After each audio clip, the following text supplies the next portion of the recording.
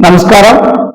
నా పేరు ముదిగొండ రాంబాబు, భద్రాద్రి కొత్తగూడెం జిల్లా రజక వృత్తిదారుల సంఘం జిల్లా అధ్యక్షుడిని.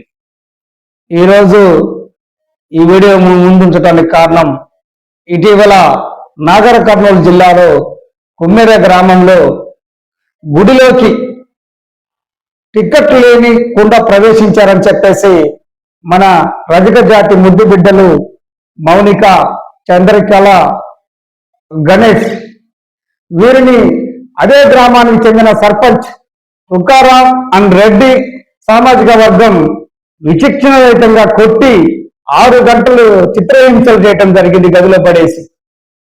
అదేవిధంగా అందులో ఒక మహిళ 2 నెలల బాలింతరాలు, అయ్యా నీ బాంఛన్ ధర తెలిసే తెలియక గుడిలోనికి ప్రవేశించాను, మరి ఈ గుడిలోకి ప్రవేశించినాక మీరు ఇంత చిత్రహింసలు పెట్టడం సరైన పద్ధతి కాదు, నేను ఆ డబ్బులు మీకు కట్టానన్నా కూడా తిట్టరాని మాటలు చెబుతూ, చెప్పరాని బూతులు చెప్తూ అనేక రకాల విధాలుగా కొట్టరాని చోట్ల మహిళలను తాగి కొట్టడం జరిగింది. ఇదే సందర్భంలో ఈ బాంఛన్ ద్వారా నా బిడ్డను చూసేనా, నన్ను కనుకరించని చెప్పేసి కాళ్ళ ముందా ఈ 2 నెలల పసిగుందని పెడితే ఆ పసిగుందని కూడా కనికరం లేకుండా ఈ రెడ్డి సామాజిక వర్గం సంబంధించిన తుకారాం రెడ్డి అండ్ బ్యాచ్ మన రజక మహిళలను తన్ని, మన పసి పాపను కాళ్ళతో తన్ని చంపడం జరిగింది. మరి ఇప్పటికీ వారం రోజులు పైగా అయినా వీరిపై ప్రభుత్వం అరెస్టులు కానీ ఎటువంటి కార్యక్రమం కానీ చేయటం లేదు.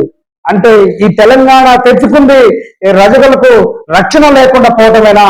మరి ఆనాడు కేసీఆర్ పిలుపునిస్తే రోడ్ల మీద అనేక రకాల నృత్య కార్యక్రమాలు చేసి చాకిరేవులు నిర్వహించి మాకు ప్రత్యేక తెలంగాణ రావాలని కొట్లాడిన మనం ఈ రోజు ఇదే తెలంగాణలో రజకులకు రక్షణ లేకుండా పోయింది. మనం రక్షణ చట్టం వైపు పయనించాలనేది మనం అర్థం చేసుకోవాలి. అగ్రకుల పెత్తనదారులు రజకులకు ఎవరు దిక్కు లేరని చెప్పేసి దహనకాండని ప్రదర్శిస్తున్నారు. అదే ఇవాళ అగ్రకుల పెత్తనదారులకు సంబంధించిన సామాజిక వర్గం అదే గుడిలో డబ్బులు లేకుండా ప్రవేశిస్తే ఇంతటి అవమానం జరిగింది అనేది మనం అర్థం చేసుకోవాలి. అంటే బడుగు బలహీన వర్గాలకు సంబంధించిన ఈ రజక జాతి బిడ్డలకు దిక్కెవరు లేరనేది మా రాజకీయ నాయకుల ఆలోచన విధానం ఉంది, అగ్రకుల పెత్తనదారుల ఆలోచన విధానంగా ఉంది. మనం వివిధ రాజకీయ పార్టీలలో పనిచేస్తున్నాం, కానీ ఇప్పటికీ ప్రతిపక్షాలు ఉన్న నాయకులు కానీ ఇతర సామాజిక వర్గ నాయకులు కానీ మరి ఈ దుర్ఘటన మీద ప్రతిఘటించడం లేదు. అసెంబ్లీలో ప్రశ్నించడానికి కూడా అవకాశం ఉన్న అంశాలు కూడా లేవనెత్తలేని పరిస్థితి ఉంది. రానున్న కాలంలో ఇదే విధంగా మనం నిండుకు నీరెత్తినట్టుంటే మన సామాజిక వర్గం మీద దేశవ్యాప్తంగా అనేక రకాల దాడులు జరిగే పరిస్థితి ఉంది. ఇలా ఉన్న ఎమ్మెల్యే కూడా దీని మీద ఇప్పటి వరకు స్పందించలేదు. మరి మన సామాజిక వర్గం మీద ఈ అగ్రకుల వర్ణాల దాడులు ఇంకెంతకాలం కొనసాగిస్తున్నాయని చెప్పేసి అర్థం చేసుకోవాలి. స్వతంత్రం వచ్చి 70 ఏళ్ళు పైరైతున్నా కూడా 77 ఏళ్ళ పైరైతున్నా కూడా మనకు ఇంకా రక్షణ లేదంటే మనం ఈ రజక వృత్తిదారుల సంఘంగా చెప్పేది ఒకటే, సమాజంలో మాకు గుర్తింపు లేకుండా మమ్మల్ని అణిచివేసే విధంగా చేస్తే మేము రజకులు అంతా ఏకమైతాం, ఏకతాటి మీదకి వస్తామని చెప్పేసి తెలియజేయడం కోసం మీరందరూ కొవ్వొత్తులు శాంతియుత ర్యాలీలు చేయాలి.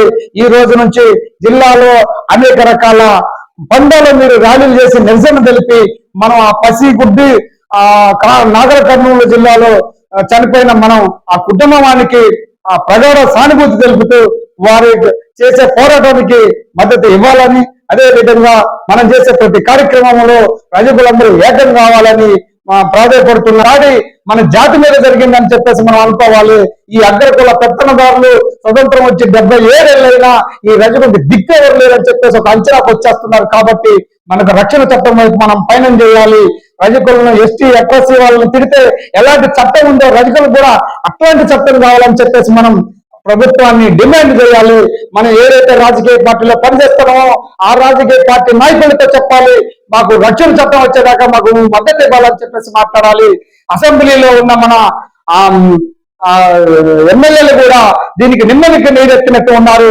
వాళ్ళు కూడా దీన్ని ప్రతిఘటించాలి, ప్రతి చోట దీన్ని ఖండించాలి. ప్రతిపక్షంలో ఉన్న కేసీఆర్ ఇతర సామాజిక వర్గాలు, ప్రజా సంఘాలు అనేక రకాల వాళ్ళు దీన్ని ముందుకొచ్చి దీన్ని ఒక విస్ఫోటనగా తీసుకురావాలి. ఇవాళ మన ఇంట్లో జరగలేదు, ఏరే వాళ్ళ ఇంట్లో జరిగింది అనుకోవటం అవివేకం. మీ ఇంట్లో నుంచి, మీ డాబా మీద నుంచొని మీరు ఆ 2 కొవ్వొత్తులు వెలిగించైనా ఒక నిరసన కార్యక్రమాన్ని తెలియజేస్తూ దాన్ని సోషల్ మీడియాలో ప్రకటించాలి.